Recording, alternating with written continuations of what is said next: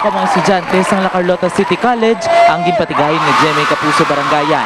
Kadungan sa ila sinipaghiwat sa ika-46 nga founding anniversary. Ay, nag-enjoy gid ang kabataan. Nagambat sila kaniya kasadya gid dya. Daw hindi sila maghalin. Ang mga estudyante, walang tatang pagkadlaw sa mga performance ng Day Silver kag-aya.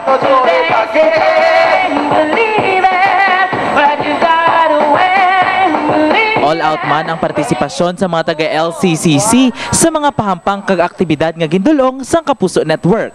Magluwa sa GMA items, apat ka mga maswerteng estudyante ang nagdaog sang tag 500 pesos. Para sa dyan kami tungod nga mga inyo nga mga shows din nga ginpakita dire sa La Carlota City College. Nag-enjoy gid ang mga estudyante din namon sa La Carlota. Ang GMA Kapuso Barangayan diri sa La Carlota City College ang isa lang sa madamo pa nga barangayan nga aton pag-updan mga kapuso.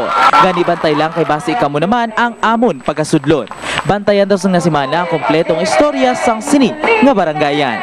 Erwin Cavera kagining akon balita.